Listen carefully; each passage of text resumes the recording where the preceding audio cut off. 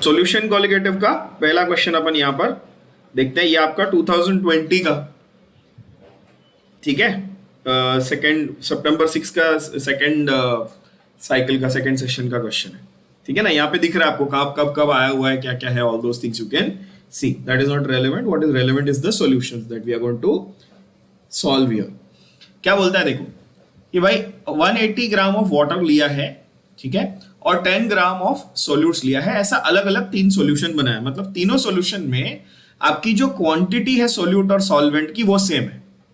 सही बात है, तीनों सॉल्यूशन में आपकी जो क्वांटिटी है सोल्यूट और सॉल्वेंट की वो क्या है बच्चों, सेम है। तो तीनों के केस में ऐसा बोल सकते हैं कि भाई W1 आपका 180 ग्राम था, 180 ग्राम पानी लिया है ना, और W2 आपका 10 ग्राम है। मतलब इसमें तो कोई चेंज नहीं आया, इसमें कोई चेंज नहीं आया तीनों सॉल्यूशन में, ABC में।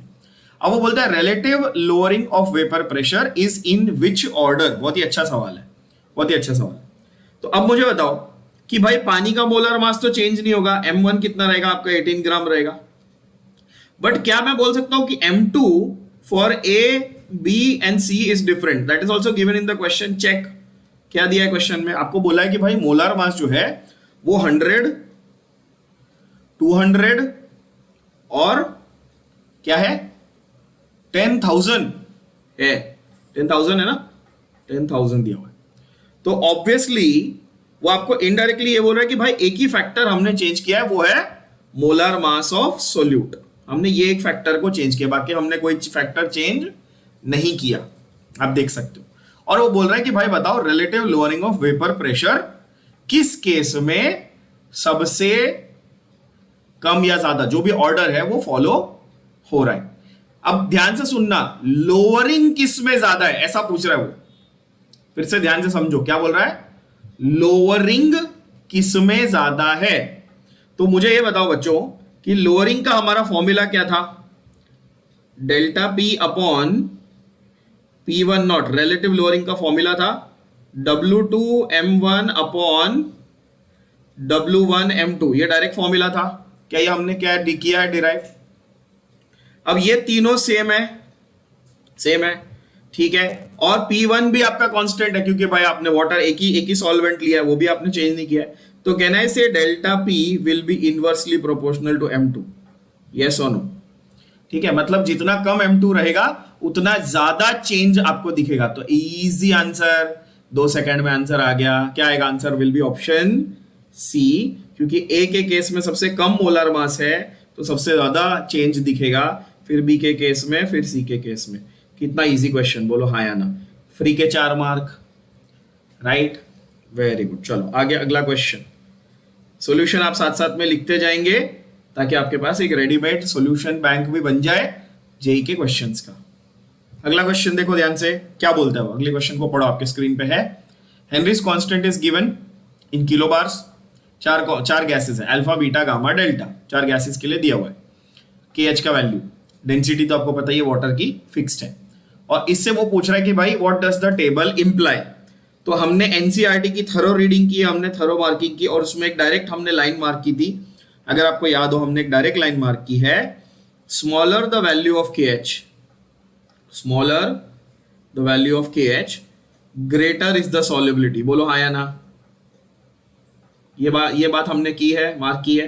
हेनरीज लॉ में हमने क्या देखा था, हमने देखा था solubility was equal to KH into P, ये एक तरीका था।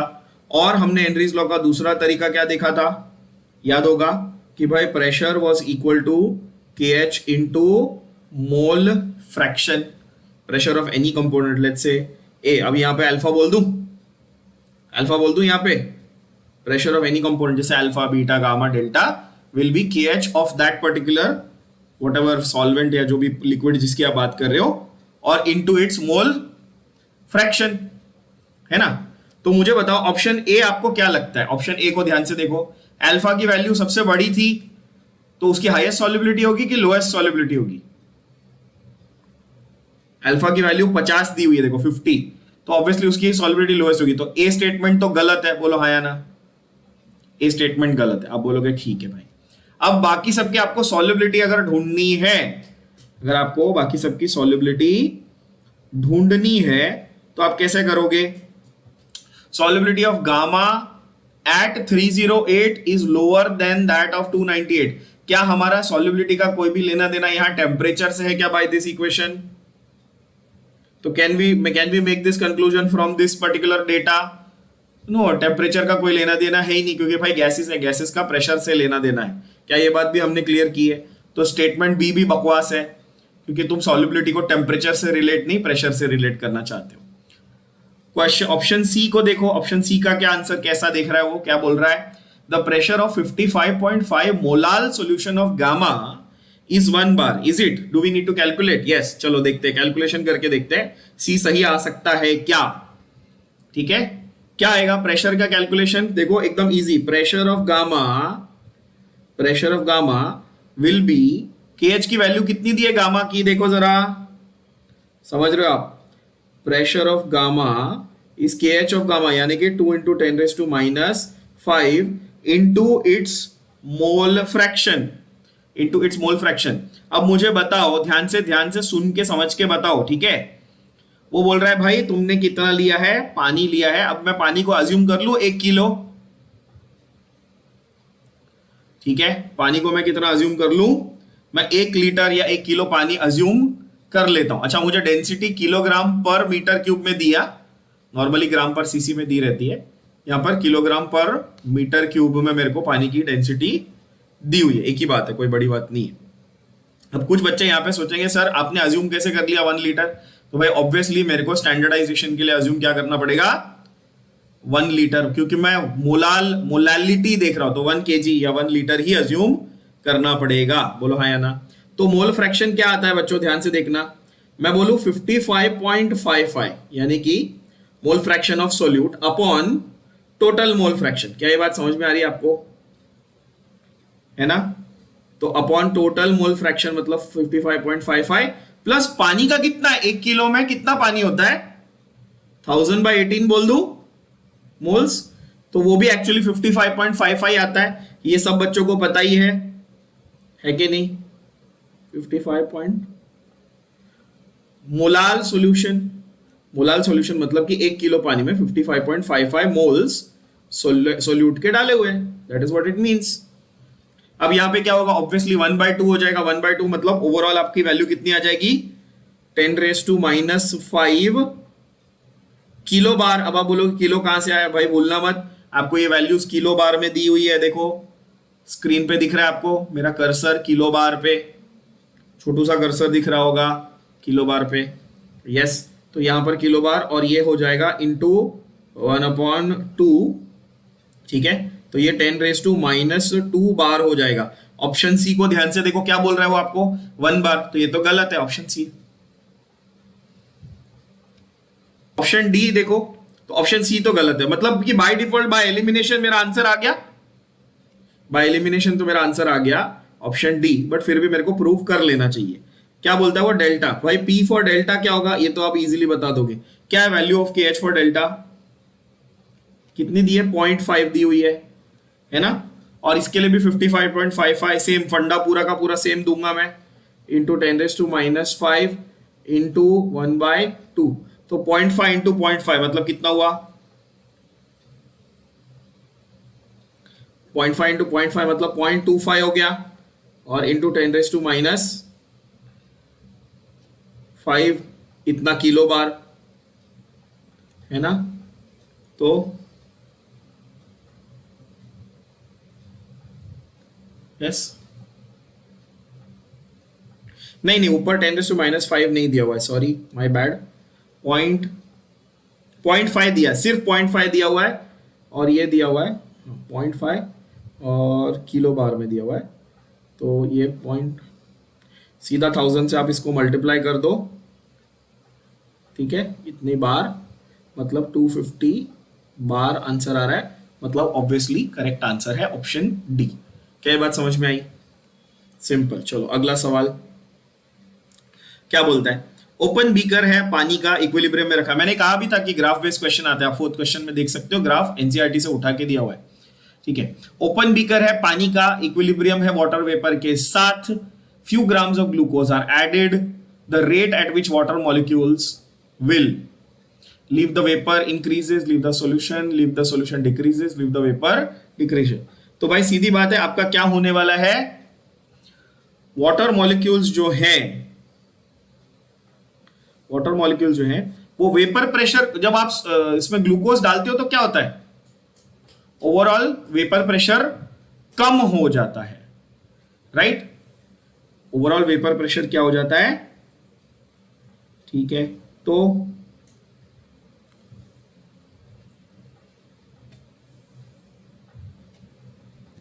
ठीक है, तो इसको जरा डायग्रामेटिकली समझते हैं इस वाले को, ठीक है? देखो, आपको वो ये बोल रहा है कि भाई ये कंटेनर था, ठीक है? अब ये कंटेनर में आपके पास समझो यहां पर पानी था, यहाँ पे वाटर रखा हुआ है। अब होता क्या है, अपन ने ये डिस्क्राइब किया था डायग्रामेटिकली, आपको याद होगा तो, कि भाई इसके कुछ वेपर्स, जो पानी है उसके कुछ वेपर्स क्या हो जाते हैं, सरफेस पे रहते हैं, और ये जो वेपर सरफेस पे है, जो सबसे टॉप मोस्ट सरफेस पे है, वो क्या करते हैं, वो अपना प्रेशर लगाते हैं सरफेस, लिक्विड के सरफेस पे, इसको आप वेपर प्रेशर बोलते हो, करेक्ट है? अब होता यह है कि जब आप इसमें ग्लूकोज डाल दोगे, तो ओवरऑल वेपर प्रेशर क्या होना चाहिए बताओ? ओवरऑल वेपर प्रेशर क्या होना चाहिए, डिक्रीज या इंक्रीज? ये तो पक्की बात है, सबको मालूम है, डिक्रीज होना चाहिए। हाँ, ओवरऑल वेपर प्रेशर क्या होना चाहिए, डिक्रीज होना चाहिए।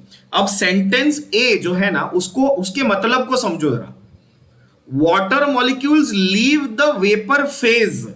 तुम्हारा वेपर फेज कौन सा है, ये वाला है, समझे?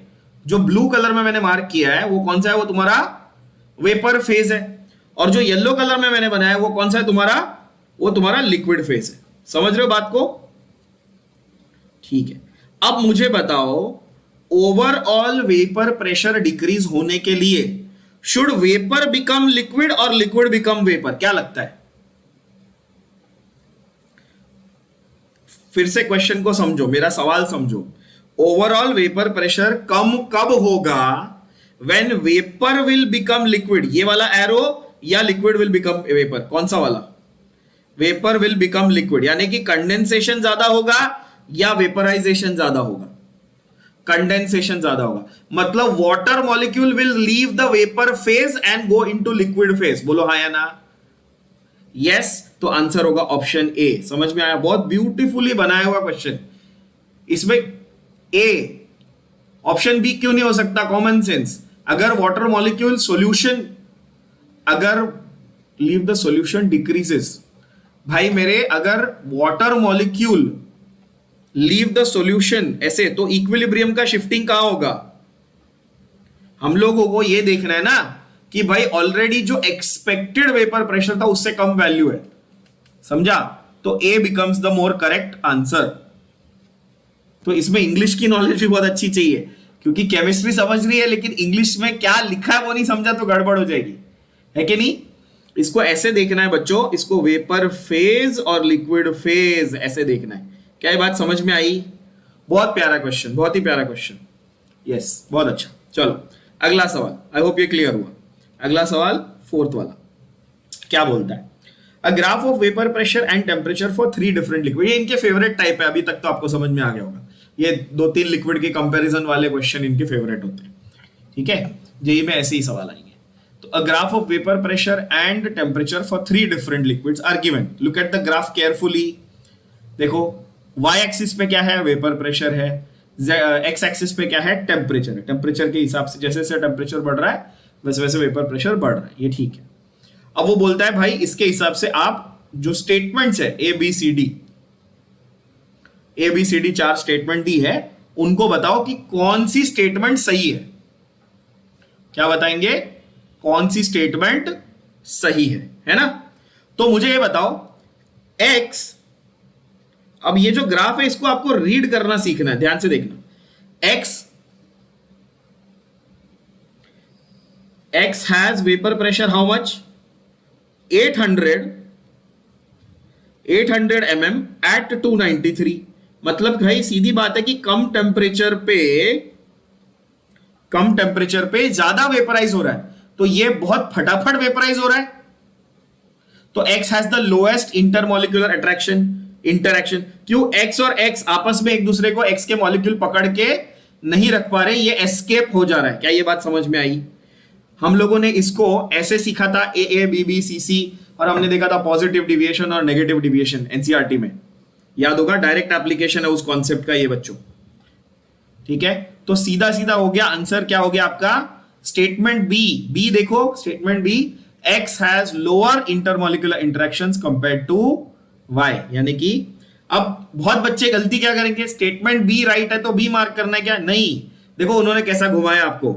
ऑप्शन सी में ऐसा बोला है कि स्टेटमेंट बी राइट है, यानी कि option C is your correct answer. समझे? अब यहां पर गलती नहीं करनी है, सब कुछ राइट करने के बाद लास्ट में आके अपने को पॉटी नहीं करनी है बच्चों, हाँ, पेपर में। तो इसीलिए आंसर होगा ऑप्शन सी, ठीक है। मैंने बहुत अच्छा वर्ड बोला, अच्छा प्यारा वर्ड बोला मैंने, क्यूट वाला, गंदा वाला नहीं बोला, ठीक है। हाँ, ज्यादा मजे मत लो। हाँ, तो यहां पर देखो फोर्थ वाला जो है वो है option C is your correct answer, because statement B is right. अगर इसमें इसको और कंफ्यूज करना होता ना तो एक्स वाई जेड की जगह भी ए बी सी लिखता, तो और कंफ्यूज हो जाते बच्चे, ठीक है। लेकिन ठीक है, चलो एक्स वाई जेड दिया, ओके। ये भी आपके मेंस के मेंस 2020 के इसका क्वेश्चन है, बहुत अच्छा सवाल। अगला क्वेश्चन बोलता है at 35 degree celsius vapour pressure of carbon disulfide is this much and that of acetone is this much. Okay, a solution of CS2 in acetone has total vapor pressure of 600. ये भी ठीक है. The false statement among the following is. ओहो, बहुत अच्छा सवाल, बहुत ही अच्छा सवाल। अब इसमें एक चीज ऑब्जर्व करनी है आपने। ऑब्जर्व क्या करनी है, ध्यान से देखो कि भाई कार्बन डाइसल्फाइड, किसका? कार्बन डाइसल्फाइड का वेपर प्रेशर कितना दिया है? ओरिजिनली 512 mm दिया है। एसीटोन का कितना दिया है? 344 दिया है। अगर हम ये अज्यूम करते हैं कि ये नॉर्मल मिक्सचर बना रहे हैं, तो दोनों को ऐड करने के बाद, सॉल्यूशन बनाने के बाद, तो एटलीस्ट ओरिजिनल से कम होता। लेकिन ओरिजिनल से कम होता कि नहीं होता ओवरऑल वेपर प्रेशर, है कि नहीं? है ना? अच्छा, खैर, आप लोग को एक क्वेश्चन याद होगा, मैंने पिछले सेशन में हमने किया था, एनसीईआरटी का इन टेक्स्ट क्वेश्चन था 450 और 700 वाला, टू लिक्विड्स हैविंग 450 एंड 700, ये वैसा है, सिमिलर है। इसमें बोलता है भाई टोटल वेपर प्रेशर 600 है। कितना है टोटल वेपर प्रेशर? आपका 600 है। अब वो बोलता है इसमें से फॉल्स स्टेटमेंट बताओ, ठीक है। इसमें से क्या बताओ? फॉल्स स्टेटमेंट बताओ।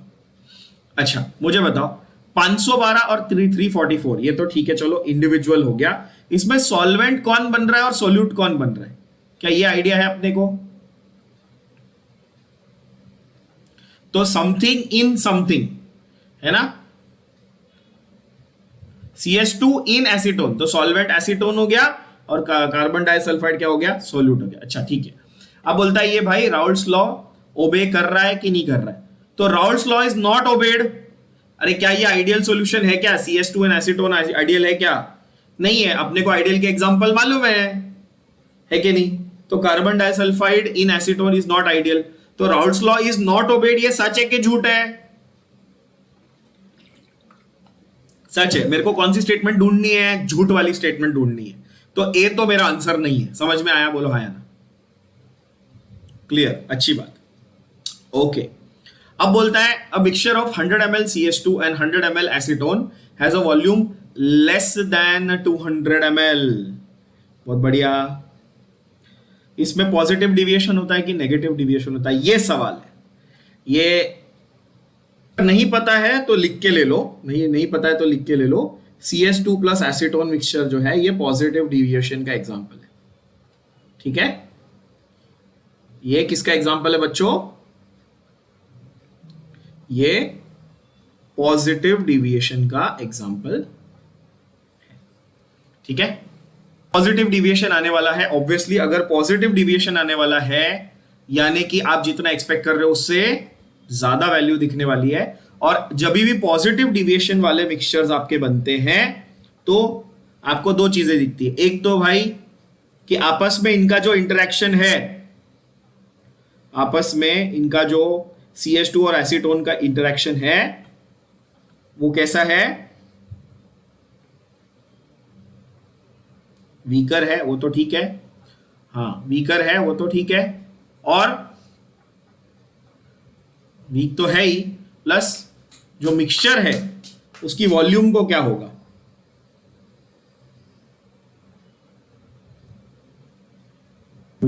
सॉरी फॉल्स स्टेटमेंट ढूंढनी है ना अपन ने, तो अपन ने फॉल्स स्टेटमेंट ढूंढनी है, राइट राइट राइट। तो वो अपने को बोल रहा है कि भाई CH2 and acetone show positive deviation, ठीक है, और पॉजिटिव डिविएशन एक ही केस में दिखती है कि अगर AA and BB interactions are stronger than AB interaction. तो ये तो सही है, AA and BB interactions are stronger than AB interaction, तो आपको क्या दिखता है, पॉजिटिव डिविएशन दिखता है, मतलब जो स्टेटमेंट सी है वो भी सही, करेक्ट स्टेटमेंट है वो तो, है ना। बट जब भी पॉजिटिव डिविएशन दिखता है तो दो चीजें फैक्ट होती है, दो चीजें क्या फैक्ट होती है, ध्यान से सुनना, जो चेंज इन वॉल्यूम है, जो change in volume of solution है वो भी पॉजिटिव, यानी कि एक्सपेक्टेड से ज्यादा वॉल्यूम होना चाहिए, और एक्सोथर्मिक भी होना चाहिए, क्या होना चाहिए,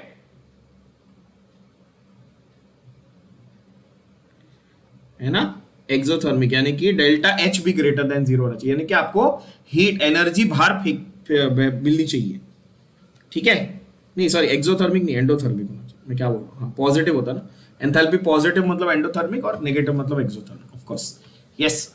सो यहां पर डेल्टा V यानी कि आपकी वॉल्यूम जो है आपकी एक्सपेक्टेड कितनी थी, 200 ml से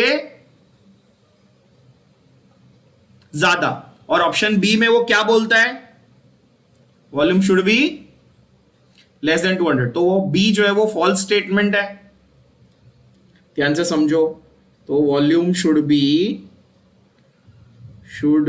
more than 200 ml, but problem ये है कि आपको इन्होंने लेस देन 200 दिया है, तो आंसर हो जाता है ऑप्शन बी यानी कि बॉम्बे। चलो सॉल्यूशन लिख के लो। लॉजिक ऐसे देखो कि ए और बी अगर स्ट्रॉन्ग अट्रैक्शन दिखाते तो सब कुछ और नजदीक आ जाता, और जब सब चीजें सिकुड़ जाती कॉन्ट्रैक्शन दिखता आपको वॉल्यूम में, लेकिन बिकॉज ए और बी दूर दूर है ना, सो इसीलिए क्या हो रहा है, वॉल्यूम एक्चुअली एक्सपेक्टेड से थोड़ी ज्यादा होगी। तो ये चीज ध्यान में रख लेना कि जब भी पॉजिटिव डिविएशन की बात हो तो वॉल्यूम मोर देन एक्सपेक्टेड रहेगी, ठीक है, ये ध्यान में रहेगा तो आंसर इजीली आ जाएगा, दैट इज ऑप्शन बॉम्बे यानी बी। समझ में आ रही बात।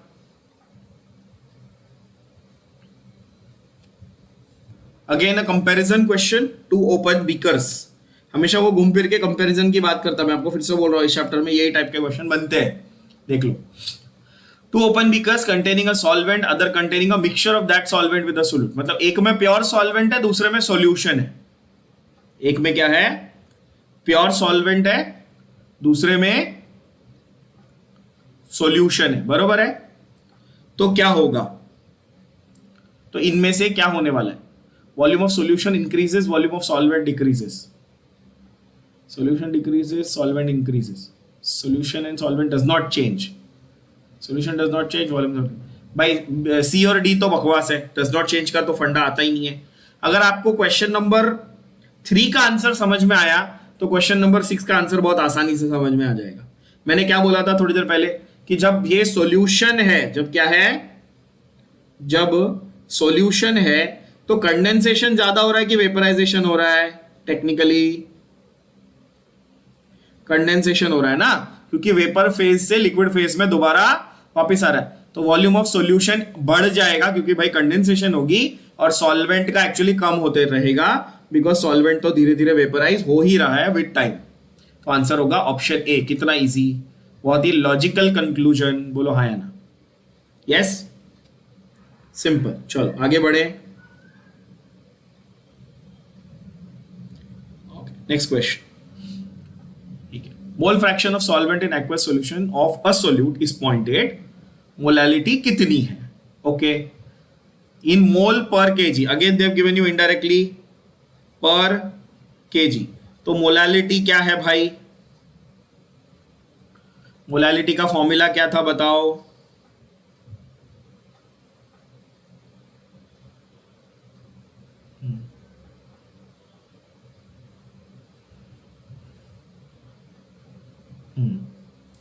तो मोल फ्रैक्शन ऑफ दिस इज 0.8, ठीक है। मोल फ्रैक्शन ऑफ सॉल्वेंट, अच्छा मोल फ्रैक्शन ऑफ सॉल्वेंट, मतलब कि x2 और x1 दोनों में से क्या दिया आपको,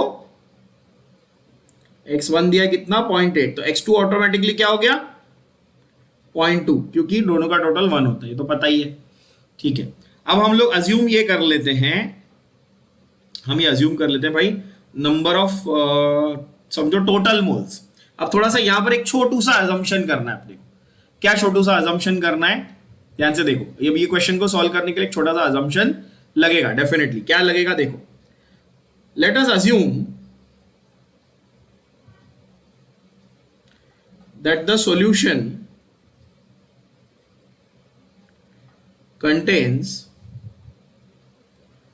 total 1 mole, there is 1 mole of solution, समझा, टोटल 1 मोल है मेरे पास, क्या है मेरे पास, टोटल 1 मोल है। तो मोलालिटी का फॉर्मूला क्या था याद करो,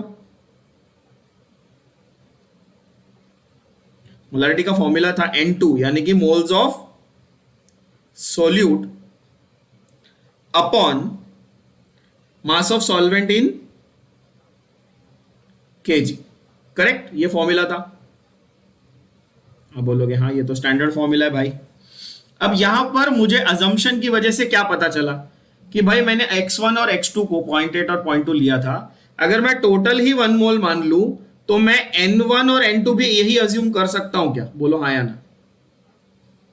और यहां पर ये कैच है, ये बहुत सारे बच्चों को नहीं समझ आती है बात। तो जब तक मैं डिनोमिनेटर को यानी कि टोटल को 1 मोल नहीं समझू, एक चीज है, बट मैंने देखा है, ऑब्जर्व किया कि कुछ बच्चों को ये घुमा देता है कि सर आपने ऐसा कैसे अज्यूम कर लिया। भाई थोड़ा मैथ्स लगाना पड़ता है, बेसिक अजम्पशन है। मैं डिनोमिनेटर को 1 मान लूंगा तो x1 और n1 एक ही हो जाएंगे, समझा। तो इसलिए मैंने टोटल 1 मोल मान लिया, है ना, समझ गया अभी। तो इसीलिए मेरा x1 और n1 मैंने ऐसे ऐसे मान लिया। इससे मेरे को फायदा क्या हुआ, मेरे को n2 की सीधा सीधा वैल्यू मिल गई 0.2, देखो समझा बात को, n2 की वैल्यू क्या मिल गई, सीधे सीधे 0.2 मिल गई। और n1 की वैल्यू कितनी मिल गई,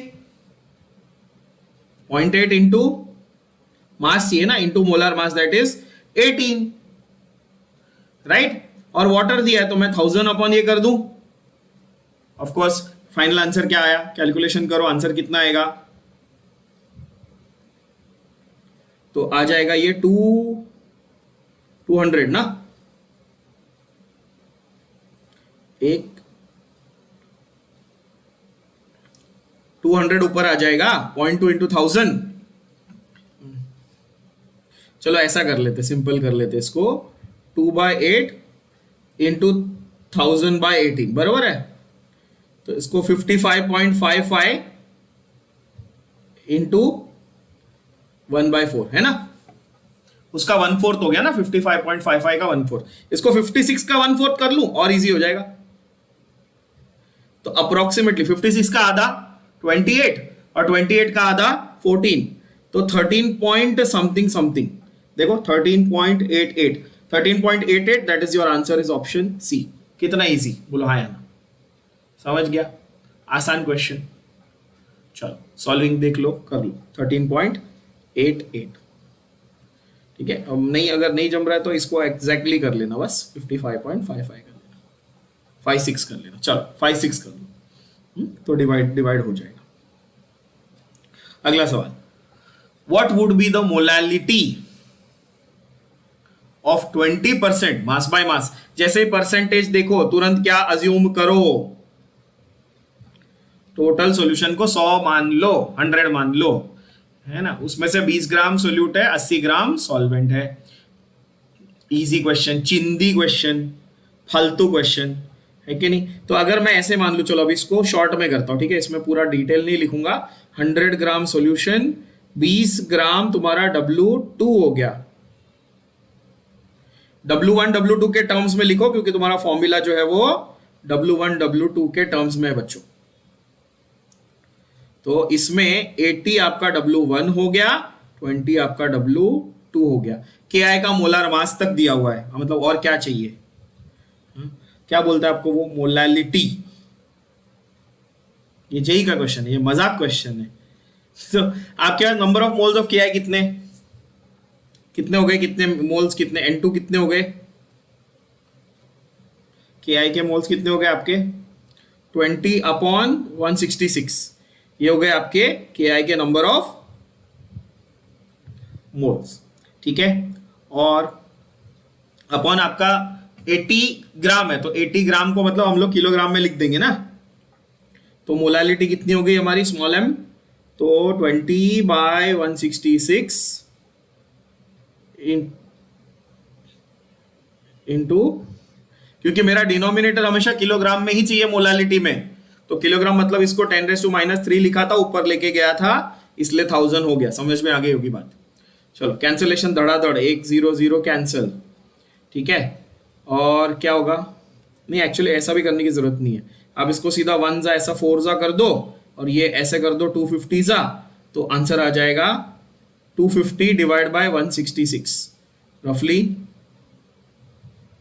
256 है, तो 125 डिवाइड बाय 83 हो जाएगा, है ना। और 1 पॉइंट, अब ये यहाँ पे थोड़ा सा एग्जैक्ट करना पड़ेगा क्योंकि 1.51 आएगा मेरे हिसाब से आंसर, एक बार चेक कर लेना। 1.51 is the precise value that you get as the answer. 1.51 molal is the solution. Yes, 1.51, क्योंकि भाई 80 का जो है ना, 83 का एग्जैक्ट हाफ, हाँ 1.51 एग्जैक्टली, 80 का हाफ 40 होता है, 120 हो गया ना। तो 1.5 से जस्ट ऊपर एक ही ऐसा ऑप्शन है, that is answer will be option D. एकदम मस्त क्वेश्चन। चलो अगला सवाल, मतलब आप देख रहे हो, मैं आपको बार बार हमेशा कहता हूं ये चीज ध्यान में रखना कि जेई का मतलब ये नहीं कि हर क्वेश्चन एकदम हाई फंडू ही आएगा, हर क्वेश्चन एडवांस के लेवल का नहीं होगा, मेजॉरिटी क्वेश्चन एवरेज लेवल के होंगे क्योंकि बच्चे एवरेज होते हैं।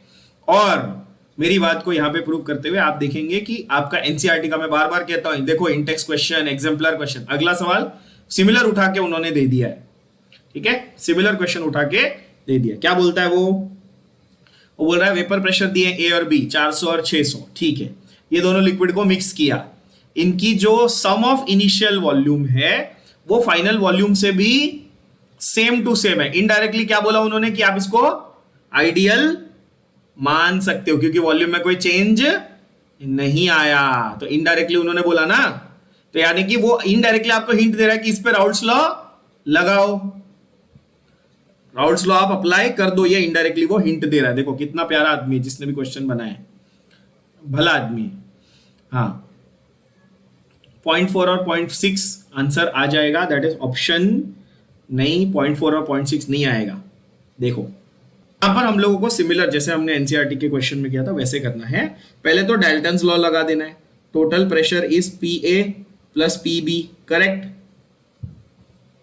What is PA? It is P naught of A into X of A, और PB was what? P naught of B into X of B। मैं पूरा डिटेल्ड सॉल्यूशन लिख रहा हूं, लिखते जाओ फटाफट। अब बताओ मुझे कि वैल्यूज क्या क्या दी हुई हैं आपको। मोल fraction of liquid B is 0.5, अच्छा B का 0.5 है, यानी कि इसका 0.5 है प्योर फॉर्म, प्योर फॉर्म मतलब लिक्विड फॉर्म, तो यहां पर 600 इंटू 0.5 बरोबर, 600 इंटू नहीं कितना दिया 400, A and B are 400 and 600 ना, सॉरी एक सेकंड ना, तो 0.5 इंटू 400 प्लस 0.5 इंटू 600 बरोबर है, तो 200 प्लस 300 दैट इज 500। तो लिक्विड फेज में उसका वेपर प्रेशर कितना है 500 है टोटल प्रेशर, ठीक है। और वेपर प्रेशर, वेपर फेज में इंडिविजुअल कंपोनेंट्स का देखो ध्यान से, the vapour pressure of the final solution and the mole fractions of the components in vapour phase. Vapour phase, vapour phase का मोल फ्रैक्शन का मैंने आपको फॉर्मूला लिख कर दिया है, याद करो क्या था, मोल फ्रैक्शन YA, जैसे x को mole fraction in liquid phase बोलते हैं, अगर ये याद नहीं है तो लिख लो, x हमारा क्या था, mole fraction in normal liquid phase था। क्या था? Mole fraction in liquid phase. अगर मैं y लिखूं तो ये समझ जाना कि मोल फ्रैक्शन इन किस में लिख रहा हूं, vapour phase, in vapour phase. समझे कि नहीं समझे? यस। तो अब देखो, अब मेरे को बताओ y a और y b इसका फॉर्मूला क्या है? तो pressure of a upon pressure total, pressure of b upon pressure total. समझे? प्रेशर ऑफ a क्या है गधे बच्चों?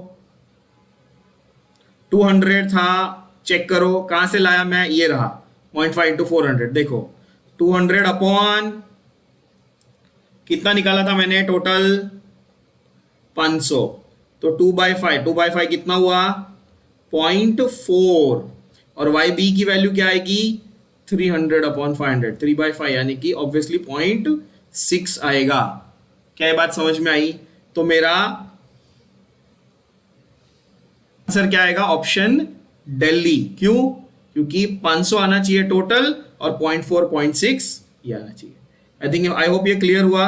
और आप ये देखोगे तो पूरा का पूरा वही एनसीईआरटी का क्वेश्चन है, सिर्फ वो लोग ने थोड़ा सा वैल्यूज को चेंज किया है। वहां पे 450 700 दिया था, यहाँ पे 400 600 दिया। बाकी पूरा का पूरा क्वेश्चन आपका एग्जैक्टली सेम है बच्चों। ठीक है? और मेरी बात आप मानो, मैं फिर से कह रहा हूं, आप एनसीईआरटी को ढंग से करो और एग्जाम्पलर को ढंग से करो, आपको जेई क्रैक करने से कोई नहीं रोक सकता। चलो अगला देखिए, solubility of nitrogen in water at 300 kelvin 500 torr partial pressure is 0.01 gram per litre. Solubility at 750 torr partial pressure is how much? ठीक है, ये भी सिमिलर क्वेश्चन हमने किया हुआ है, सिमिलर क्वेश्चन हमने किया हुआ। और ये इतना आसान क्वेश्चन है, इतना आसान क्वेश्चन है। आप मुझे ये बताओ, इसको सिंपल करें जरा, कि भाई प्रेशर हमको पता है कि किससे डायरेक्टली प्रोपोर्शनल, सॉरी किससे प्रोपोर्शनल है, सॉल्युबिलिटी से। हमको ये तो पता, ये तो यही हेनरीज लॉ है। तो कैसे ऐसे बोले, P1/P2 is equal to S1/S2। क्या मुझे एक वैल्यू, मतलब 4 में से 3 वैल्यू दी हुई है। देखो मेरे को इनिशियल प्रेशर दिया है कितना, 500। मेरे को दिया इनिशियल प्रेशर 500, मेरे को दिया है फाइनल प्रेशर 750, मेरे को इनिशियल सॉल्युबिलिटी दी है 0.01, मेरे को फाइनल सॉल्युबिलिटी ढूंढनी है। ठीक है, तो आंसर क्या आ गया?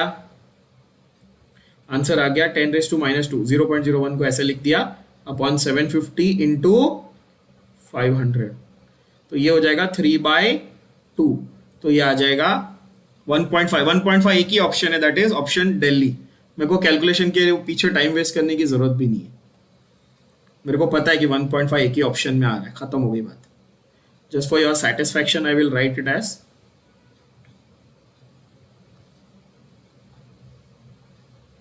It is D. इजी। चलो अगला सवाल क्या बोलता है? अगला सवाल बोलता है, a solution at 20 degree Celsius is composed of 1.5 mole of benzene and 3.5 mole of toluene. अच्छा, बेंजीन टोलुइन आइडियल है। इनडायरेक्टली क्या बोल दिया उसने कि चुपचाप राउल्ट्स लॉ लगा दो। सिंपल, कितना इजी, मस्त है, बहुत प्यारे लोग हैं यार। इसका आंसर क्या आएगा? ये कहां देखा है हमने ये क्वेश्चन?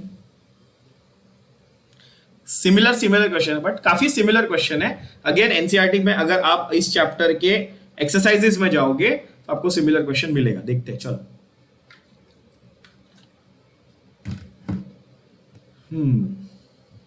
तो उसने हमें नंबर ऑफ मोल्स दिए हैं कि डायरेक्टली मोल फ्रैक्शन दिया है?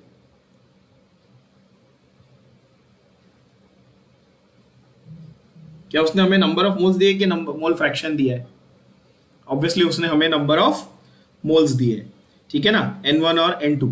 अच्छा, बेंजीन एंड टोलुइन, ठीक है, benzene and toluene. But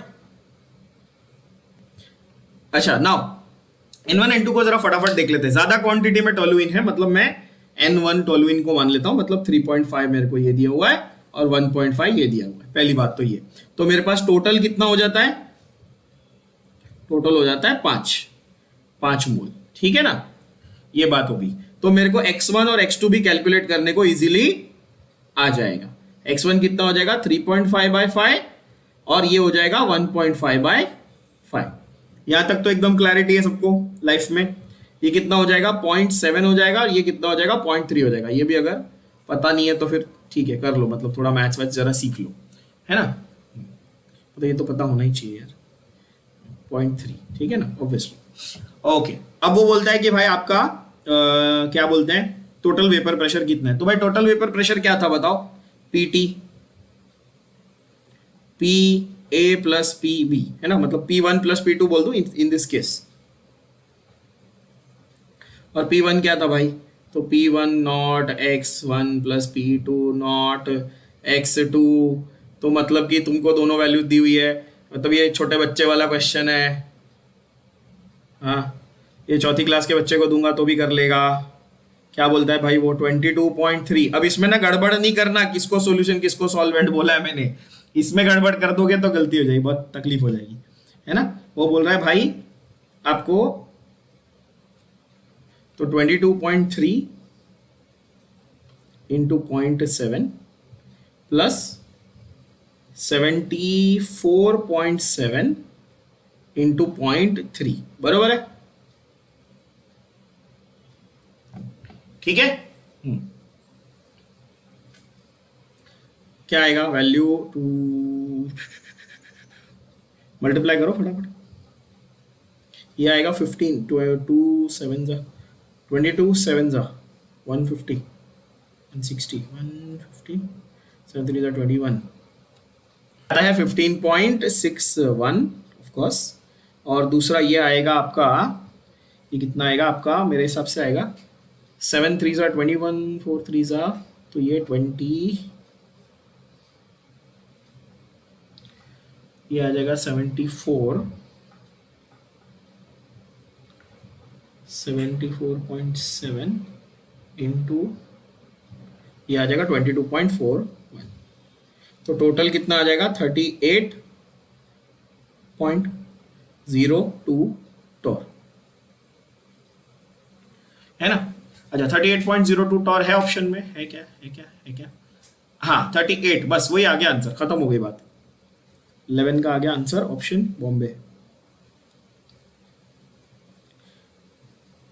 benzene का मोल फ्रैक्शन कितना है वो भी पूछा उसने आपको।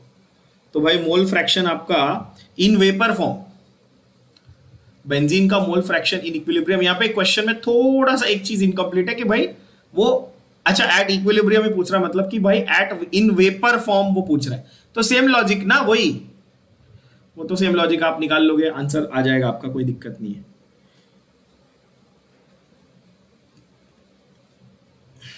तो बेंजीन का चाहिए आपको, बेंजीन आपका N2 है ना, बेंजीन आपका N2 है। तो ये भी बता देता हूं भाई, मोल फ्रैक्शन कौन सा वाला, एक्स या वाई,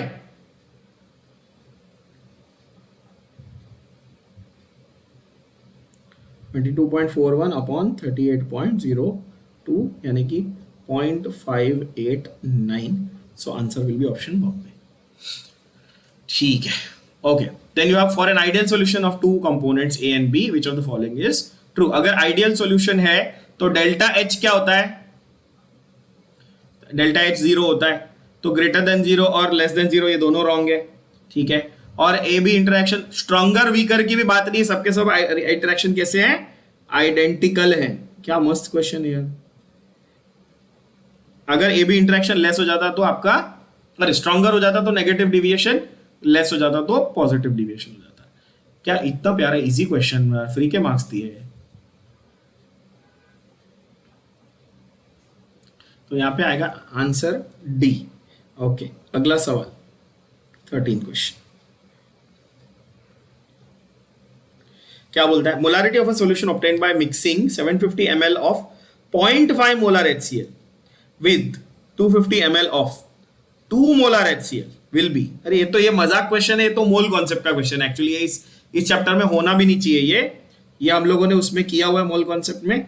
इसमें ऐसा बोला था मैंने आपको करने कि MTVT मतलब टोटल समझो, अब उसको M3V3 बोलना है, जो बोलना है बोलो।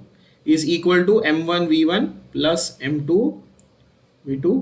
आपको टोटल वॉल्यूम कितनी है? 750 ml और 250 ml, मतलब 1000 ml टोटल वॉल्यूम हो गई, ठीक है। और टोटल मोलारिटी पूछी है, तो इसकी बस वैल्यू सब्सटीट्यूट कर लो, आंसर आ जाएगा 0.5 इंटू 750, सॉरी 0.5 इंटू 750 प्लस कितना है 2 इंटू 250 अपॉन 1000। अगर मैं ml में ले रहा हूं तो, क्योंकि मैं सब कुछ ml में ही ले रहा हूं, ठीक है।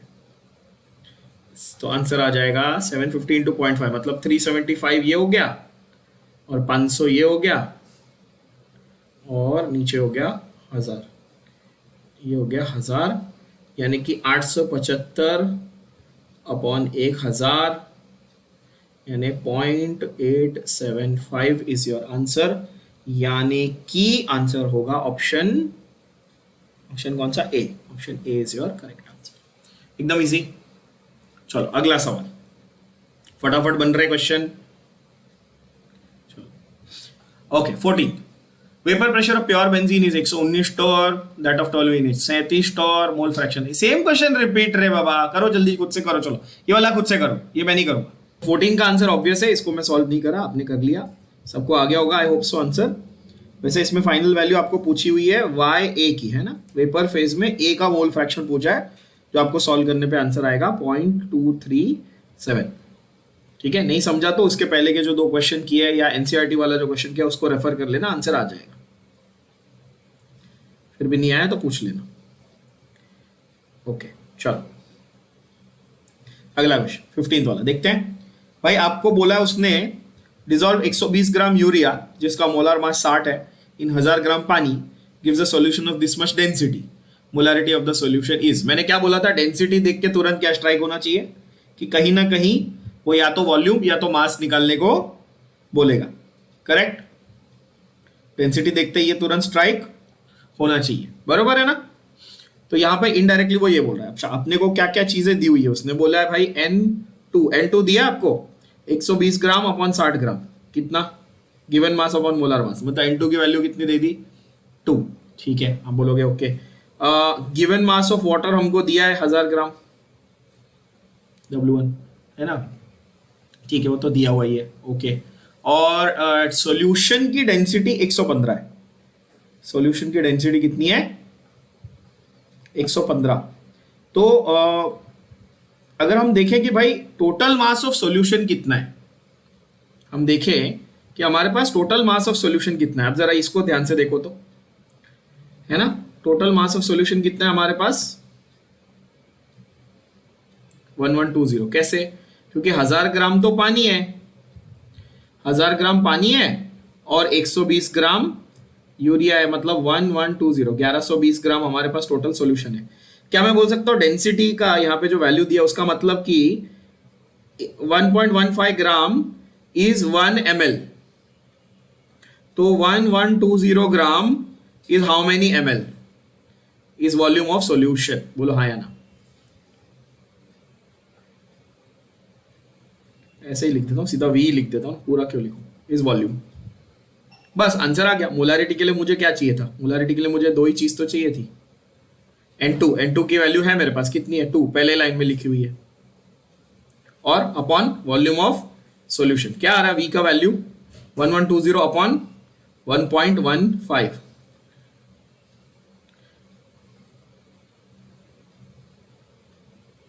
एकदम आ गया आंसर, इजी।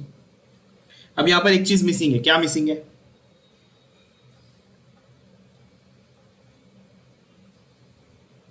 हाँ सब कुछ तो है, सॉरी सब कुछ है, मैं भी घोचू। हाँ तो 1 पॉइंट ये हो गया, ठीक है। ये 1120 अपने को ml में मिला था, तो ये अपने को 1.12 लीटर में करना पड़ेगा, ये मिसिंग था, है ना। तो 2 इंटू 1.15 अपॉन 1.12, तो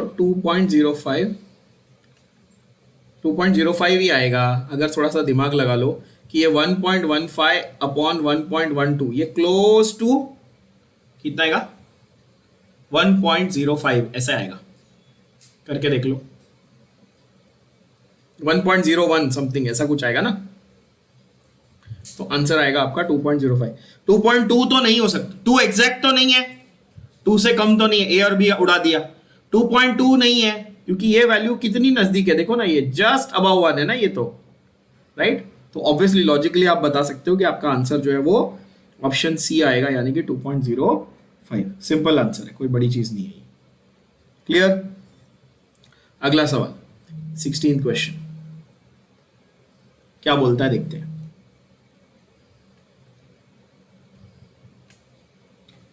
सिक्सटीन क्वेश्चन बोल रहा है Henrys law constant for solubility of N2 gas is this much, mole fraction of NCERT का क्वेश्चन, सेम टू सेम, सिर्फ वो लोग ने वैल्यूज थोड़ी सी चेंज किए। हाँ हाँ सेम क्वेश्चन है, देखो ना, और सिर्फ थोड़ी सी उन्होंने वैल्यूज चेंज की, थोड़ी सी वैल्यूज चेंज की, बाकी ओवरऑल उन्होंने सेम टू सेम रखा हुआ है। देखो क्या बोलता है, देखो हेनरीज लॉ कांस्टेंट, आपको उसने KH की वैल्यू दी है, क्या दिया हुआ है, KH की वैल्यू दी हुई है, कितनी है आपको दी हुई है 1 इंटू 10⁵ है ना, ओके। और वो बोल रहा है mole fraction is this much, आपको X की वैल्यू भी दी हुई है, ठीक है, कितनी दी है 0.8 है ना। और वो बोल रहा है number of moles dissolved in 10 moles of water at 5 atm pressure is,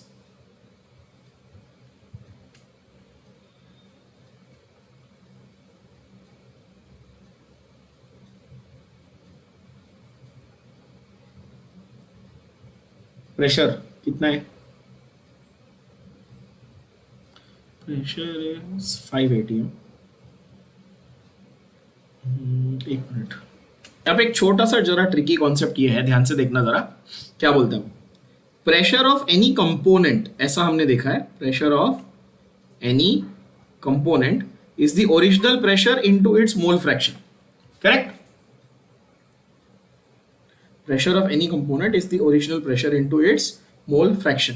आपको इसने बोला है कि भाई इसका ओरिजिनल प्रेशर जो है वो 5 है, 5 atm, ठीक है, और उसका मोल फ्रैक्शन मतलब नाइट्रोजन का कितना उसका मोल फ्रैक्शन है उसमें, एयर में, मतलब एयर का टोटल प्रेशर 5 atm है, बरोबर है, एटमॉस्फेरिक प्रेशर 5, उसमें से नाइट्रोजन का कंट्रीब्यूशन कितना पहले ये समझ लो। तो मैं ऐसा बोल दूं कि pressure exerted by nitrogen is this much, P into x, मतलब कि pressure of air into mole fraction of nitrogen, समझे कि मतलब एयर का जो 5 एटमॉस्फेयर प्रेशर है उसमें नाइट्रोजन का योगदान, उसका कंट्रीब्यूशन कितना है, क्या ये बात समझ में आई, ऐसे तो कितना होगा ये 4, कितना हो जाएगा ये 4 हो जाएगा ना, 4 atm, मतलब कि एयर के टोटल 5 atm प्रेशर में से 4 atm अकेला कौन लगा रहा है, नाइट्रोजन लगा रहा है, ठीक है ना, ये हो गई बात। अच्छा, हेनरीज लॉ का ये भी था कि भाई pressure is KH into KH into हाँ X, सॉल्युबिलिटी वॉज, क्या पूछा उन्होंने, सॉल्युबिलिटी पूछा अपने को नहीं ना, नंबर ऑफ, हाँ डिसॉल्व, तो सॉल्युबिलिटी पूछा एग्जैक्टली, तो solubility of KH into P, KH कितना दिया आपको 1 इंटू 10⁵, तो 1 इंटू 10⁵ इंटू 4, ये आपकी सॉल्युबिलिटी है।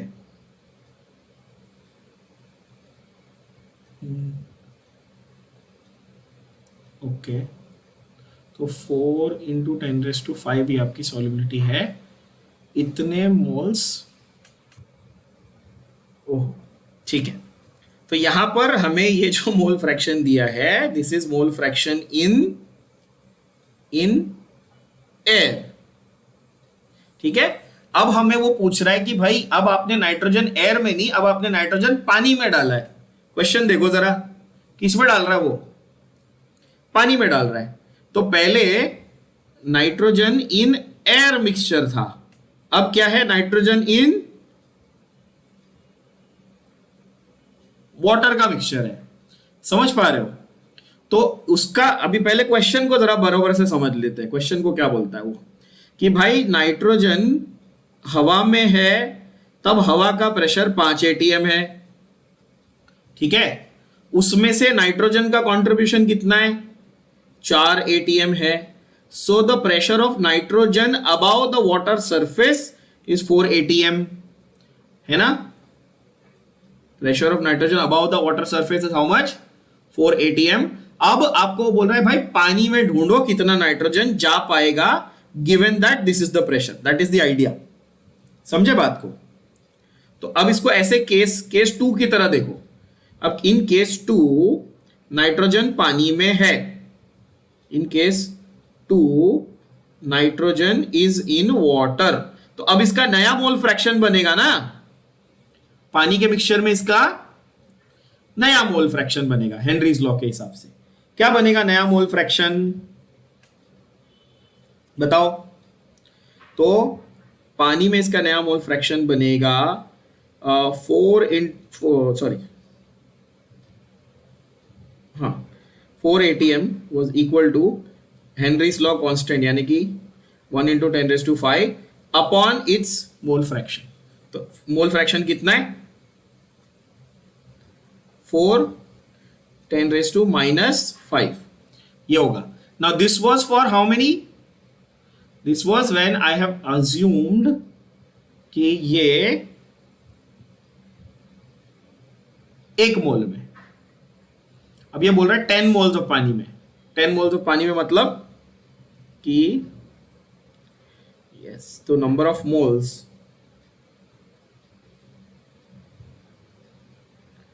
Of N2 in 10 moles of water. Same assumption है जो मैंने पहले लगाया था ना, इसके पहले थोड़े टाइम पहले, कि भाई वही टोटल नंबर को मैंने 1 गिना था। तो ये मैं अज्यूम कर रहा हूं कि भाई ये टोटल नंबर मेरा है 1 मोल के हिसाब से था। अब 10 मोल्स में कितना होगा, 4 × 10⁻⁴ हो जाएगा। That is option A will be your correct answer. Just check, yes, option A is your correct answer. Logic है ना। तो हियर N2, अभी आप सोच रहे होगे अगर तो X2 पूछा है भाई N2 क्यों कर रहे हो, तो यही अब पिछले क्वेश्चन में भी किया था हमने। X2 और N2 को मैंने सेम बोल दिया, टोटल को 1 बोल के। अब जो लोग ये सोच रहे हैं कि टोटल को 1 क्यों बोला है, तो क्यों बोला है भाई टोटल 1 को, ये नेग्लिजिबल वैल्यू है। अगला क्वेश्चन 17th वाला, follow dilute solution Raoult's law states that. ये बहुत इजी है, डायरेक्ट क्वेश्चन है, एनसीईआरटी में से डायरेक्ट लाइन उठा के पूछी हुई है। 17th is a theoretical question actually, 17th you should know by heart. क्या बोलता है, relative lowering of vapour pressure is equal to mole fraction of solute, यानी answer will be option Bombay, है ना। इक्वेशन अगर याद नहीं है तो देख लेना। इक्वेशन क्या था, delta P upon P1 not was equal to X2, ठीक है। ये इक्वेशन से आंसर आ गया 18th का। Yes, okay. अजियोट्रोपिक क्या था, अजियोट्रोपिक मिक्सचर था दो लिक्विड्स का, has a boiling point lower than either of them, which means that lower the boiling point, which means ये हिंट दे दिया उसने आपको, एक सॉल्यूशन है दो अलग अलग लिक्विड्स का जिसका बॉइलिंग पॉइंट ओरिजिनल दोनों मिक्सचर से कम है। तो जल्दी बॉयल होंगे कि लेट बॉयल होंगे, जल्दी बॉयल होंगे तो ज्यादा वेपराइज होंगे कि कम वेपराइज होंगे, ज्यादा वेपराइज होंगे। तो पॉजिटिव डिविएशन होगा कि नेगेटिव डिविएशन होगा, पॉजिटिव डिविएशन होगा। आंसर आ गया ऑप्शन सी। कितना इजी, सही है, सबको समझा ये। Lower boiling point which means easy to vaporise, easy to vaporise means more vapour pressure which means positive deviation, ऐसा लिख दो तो कंफ्यूज नहीं होंगे। ठीक बात। अगला क्वेश्चन, नेक्स्ट क्वेश्चन देखते हैं। राइट, इंटीजर वैल्यू क्वेश्चन है, 2018 में आया हुआ जेईई एडवांस का क्वेश्चन है। क्या बोलता है भाई, ए और बी दो लिक्विड है, दोनों ने आइडियल सॉल्यूशन बनाया, और ये आइडियल है ओवर द एंटायर रेंज, मतलब कि भाई ये राउल्ट्स लॉ को फॉलो करेंगे। ठीक है, इनका vapour pressure A and B का जो टोटल वेपर प्रेशर है सॉल्यूशन का वो है 45 टॉर। ठीक है, अब सेम दो लिक्विड का एक नया ये बनाया सॉल्यूशन, पहले एक सॉल्यूशन बनाया, अब दोबारा दूसरा सॉल्यूशन बनाया। अब इसका वेपर प्रेशर कितना है? 22.5 टोर है। मतलब पहले तो ए एंड बी दो लिक्विड लिए, पहला एक सॉल्यूशन बनाया उसका 45 टॉर था, दूसरा एक सॉल्यूशन बनाया उसका 22.5 टॉर था। The value of XA by XB मतलब मोल फ्रैक्शन के ratios of the new solution is, oh बढ़िया बढ़िया क्वेश्चन, द मोल फ्रैक्शन का ratios of the new solution is dash given that vapour pressure of pure liquid at 20 torr is 20 torr at the initial given temperature। तो आपको इस पूरे question में उन्होंने actually दो इंफॉर्मेशन दी है। दो इंफॉर्मेशन क्या दिया, ध्यान से देखो। यस, इक्विमोलर बोल दिया, मतलब कि भाई उनका मोल फ्रैक्शन कितना होगा? 0.5 होगा। क्या ये बात समझ में आ रही है? तो हमें P नॉट A दिया, उसने कितना दिया बच्चों? 20।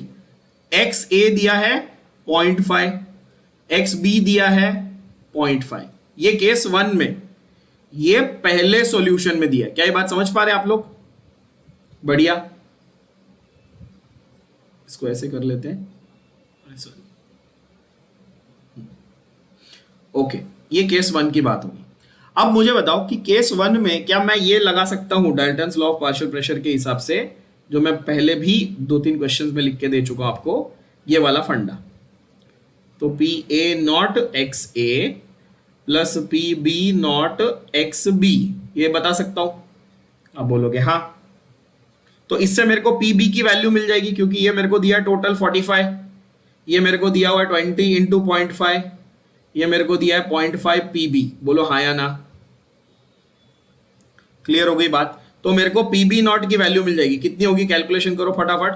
45 is equal to 10 plus 0.5 P B, तो पी बी नॉट की वैल्यू आपकी आ जाएगी कितनी? 70 आ जाएगी। कैलकुलेशन कर लेना, ठीक है ना? मतलब 35 का डबल आ जाएगा बेसिकली, तो 70 आ जाएगा। चेक करके देख लेना, नहीं आया तो। ओके, अब पी बी नॉट मिल गया। अब सेकंड वाले इक्वेशन में इसको सीधा सीधा क्या कर दो? इक्वेट कर दो। इक्वेट भी मत करो, सिर्फ सब्स्टिट्यूट कर दो। 22.5 ऐसा कर दो, विल बी 20, क्योंकि पी ए नॉट तो मेरे को दिया था ना, into x A plus 70 into 1 minus x ए, तो मेरे को एक्स ए की वैल्यू मिल गई। बोलो हाँ या ना? तो एक्स ए ऐसे एक्स बी की भी निकाल लोगे, तो एक्स ए की क्या आएगी वैल्यू? निकाल लो चलो। 22.5 20 into x A, 20 x A plus 70 minus 70 x ए, ठीक है? तो माइनस 50 एक्स ए, और यहाँ पे ये आ जाएगा 72, तो 4.75, मतलब ये आ जाएगा 22.70 माइनस 22.5, 47.5 अपॉन 50, हाँ 47.5 अपॉन 50 ऐसा आ जाएगा। करके देख लेना, तो ये आ जाएगा 0.95 आ जाएगा। तो एक्स बी क्या आ गया? सीधा सीधा कितना आ गया एक्स बी? एक्स बी आ गया 0.05, क्योंकि 1 माइनस होता है ना। तो एक्स ए बाय एक्स बी कितना आ गया? एक्स ए बाय एक्स बी आ गया 0.95 अपॉन 0.05, 5 19 जा 95, यानी कि 19 मेरा करेक्ट आंसर है, इंटीजर। ओहो, 19th क्वेश्चन का आंसर इज 19। ओहो, एक नंबर। अगला क्वेश्चन, एडवांस 2016 का क्वेश्चन क्या बोलता है? Mole fraction of solute in a solution is 0.1, molarity is the same as its molality. Molarity इसका सेम दिया हुआ है। डेंसिटी दिया 2 ग्राम पर सीसी। डेंसिटी कितना दिया है? 2 ग्राम पर सीसी दिया हुआ है। और ratio of molecular weights of the solute and solvent, मतलब आपको बेसिकली मॉलिक्यूलर वेट पूछा है। ओके, मॉलिक्यूलर वेट मतलब यहां पे उसने मोलार मास का रेशियो पूछा है ना, m1 by m2। Solute and solvent, solute and solvent मतलब m2 by m1 पूछा है। M2/M1 पूछा है कि M1/M2 पूछा है? M2/M1 पूछा हुआ है, यस। चलो, सोल्यूट और सॉल्वेंट है ना। जब भी रेशियो दिया हो तो डबल चेक कर लेना कि आप गलती नहीं कर रहे हो किस चीज के रेशियो पूछे उसने, क्योंकि सारा मेहनत करने के बाद गलती हो जाती कई बार। चलो, क्या क्या दिया देखते हैं। तो भाई x2 x1 कितना हो गया, फिर 0.9 हो गया। क्यों? क्योंकि x2 आपको 0.1 दिया हुआ, ठीक है। एक्स ए बी 1 2 जो भी लिखना है लिख सकते हैं, ठीक है। और वो बोल रहा है भाई मोलालिटी मोलारिटी आपका सेम है, ये भी ठीक है। तो क्या हम बोल सकते हैं M1 M2, okay. Again here assumption is what? ये मेरा assumption तो अभी आप लोगों को समझ में आ ही गया होगा। जब मेरे को x1 x2 दिया है, मैं अज्यूम क्या कर लूं? Total, assume total to be, है ना। अगर मैं अज्यूम कर लूं टोटल को 1, तो मैं n1 बोल दूं 0.9 और n2 बोल दूं 0.1। इससे मेरा n1 n2 इजीली आ गया। अच्छा, क्या मैं बोल सकता हूं मेरी मोलालिटी का फॉर्मूला, मोलालिटी का फॉर्मूला क्या था बच्चों? N2 upon mass of solvent, N2 upon mass of solvent. अरे मास ऑफ सॉल्वेंट क्यों मैं ऐसा लिख रहा हूँ गधे जैसा? ऑब्वियसली W1 लिख दूंगा, है ना। Mass of solvent N2 upon W1। What is my molarity? N2 upon V total, total volume of solution. ये भी सही है, लेकिन अब मेरे को बोल रहा है कि मोलालिटी मोलारिटी इक्वल है, सेम है कि नहीं? मोलालिटी मोलारिटी क्या है? सेम है, इक्वल है। तो मैं बोलूं small m is equal to capital M, yes. मतलब N2 by W1 is equal to N2 upon VT। बोलो हाँ या ना? परफेक्ट, आप बोलोगे हाँ। अच्छा, अब मुझे बताओ 1 upon W1 is equal to, तो ये मेरे पास हो गया N2 N2 कैंसिल कर लो, 1 अपॉन VT। अब मेरे को क्या करना, बस बहुत इजी हो गया। मेरे को मालूम है कि इसमें डिराइव करने के लिए I know number of moles is W1 by M1। तो मैं W1 को किससे रिप्लेस कर दूं? ऐसा बोल दूं, N1 M1 बोल दूं। अच्छा, और वॉल्यूम, वॉल्यूम क्या है? Density is equal to mass upon volume. तो total mass upon total volume. किसका? डेंसिटी ऑफ सॉल्यूशन दिया है, यस, डेंसिटी ऑफ सॉल्यूशन। तो volume of solution is mass of solution upon density, correct.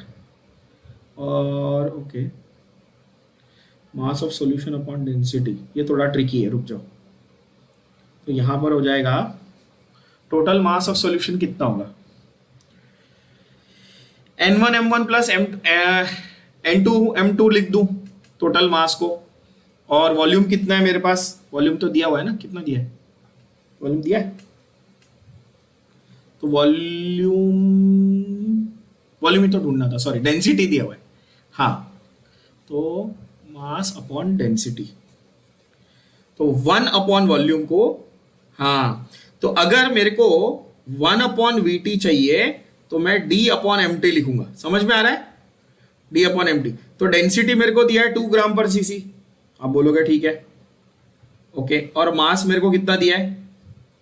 Total चाहिए, तो N1 M1 plus N2 M2। अरे बहुत प्यारा क्वेश्चन है, बहुत बेसिक्स टेस्ट कर रहा है ये, एकदम सही, बच्चा मस्त क्वेश्चन एकदम, ओके। अब मेरे को क्या क्या वैल्यूज इसमें से मालूम है, बस वो सब्स्टिट्यूट कर लो। N1, हाँ 0.9, तो 1 अपॉन, हाँ तो 1 अपॉन ये कितना था? 0.9 टाइम्स M1,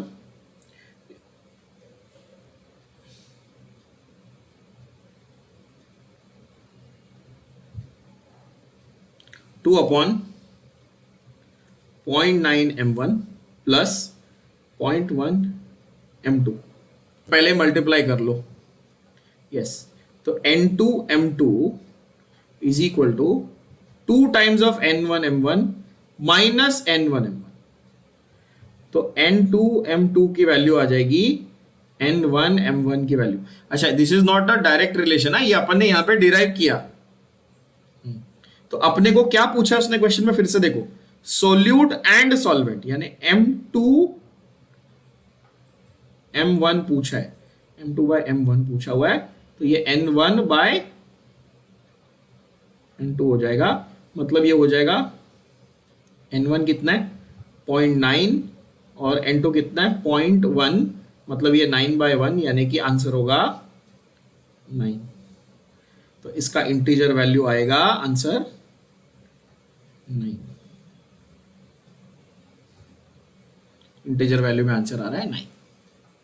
क्या, बहुत अच्छा क्वेश्चन, बहुत बेसिक, बहुत ही basic actually. Again mole concept से ही आप सॉल्व कर सकते थे, जरूरी नहीं था आपको इसके लिए ये करना। ठीक है, ओके। नेक्स्ट क्वेश्चन भी काफी हद तक सिमिलर ही है। अगर आप अगला क्वेश्चन देखते हैं। A compound which is H2X, जैसे कि समझो X कैन बी एनीथिंग, जैसे H2S हो गया, H2O हो गया, जो भी है। मॉलिक्यूलर वेट है 80 ग्राम। कितना मॉलिक्यूलर वेट? 80 ग्राम है। ओके,